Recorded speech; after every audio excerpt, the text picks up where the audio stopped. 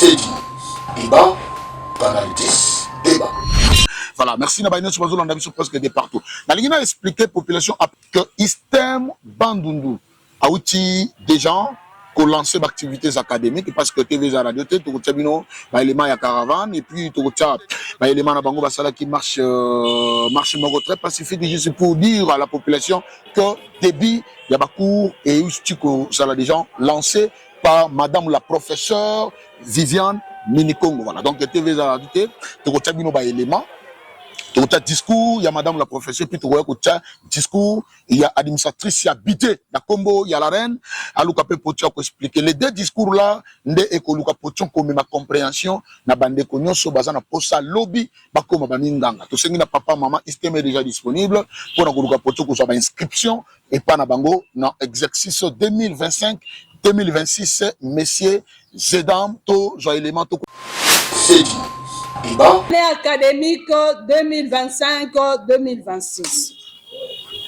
L'Istem Bandundu a opté d'organiser cette rentrée en ce 27e jour du mois d'octobre après s'être imprégné des orientations pédagogiques, académiques et financières telles que dictées par la hiérarchie du ministère de l'enseignement supérieur, universitaire, recherche scientifique et innovation. Ainsi, les programmes de cette séance académique s'éveillent une restitution des orientations si haut évoquées. En ce qui concerne les orientations pédagogiques et académiques, il s'y est de noter que notre communication est centrée sur 5 axes. Le premier axe, c'est le système LMD. Le deuxième axe, les concours d'admission. Le troisième, les dossiers des étudiants. Le quatrième, les calendriers académiques. Et le cinquième axe sera consacré à la promotion des valeurs. Du système LMD, premier point. Les systèmes éducatifs, licence, maîtrise, doctorat, tels que consacrés par la loi cadre numéro 14/004 du 11 février 2014 de l'enseignement national et adopté par les États généraux de l'enseignement supérieur et universitaire et d'application sur l'ensemble du territoire national en général et à l'Istem Bandundu en particulier depuis l'année académique 2021-2022. Depuis l'année académique passée, l'heure est à la consolidation de ces systèmes, c'est-à-dire à l'application de plus en plus sans faille ni erreur de ces exigences. Les corps enseignants est invité à s'informer et à se former davantage sur ces systèmes afin de capitaliser les avantages qu'il offre aussi bien pour lui-même, pour les étudiants, que pour l'avenir de l'enseignement national congolais.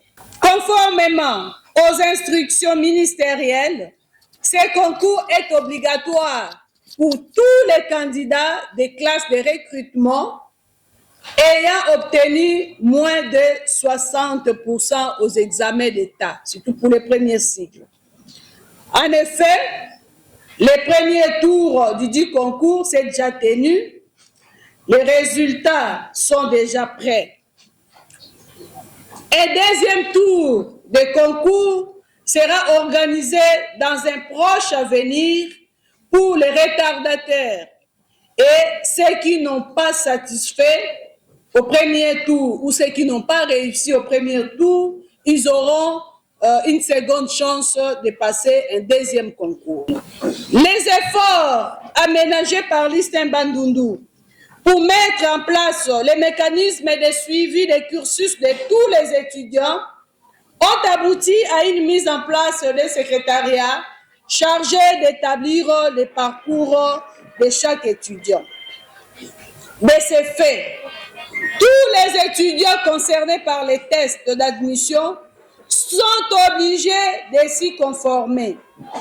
Les récalcitrants s'exposent à des sanctions disciplinaires, à l'encadrement des sections respectives. Pour cette semaine, les cours vont se donner seulement les avant-midi. Dès le lundi prochain, ça sera l'avant et l'après-midi. Sauf une disposition particulière ou ponctuelle, les cours se tiennent du lundi à vendredi. Par le pouvoir qui nous est conféré par le ministère des tutelles, nous déclarons ouverte l'année académique 2025-2026 à l'Institut supérieur des techniques médicales de Bandundu. Il est pour moi un devoir de vous faire savoir dans cette circonstance, en tant qu'administratrice du budget, de la gouvernance financière dans le cadre de notre mission éducative.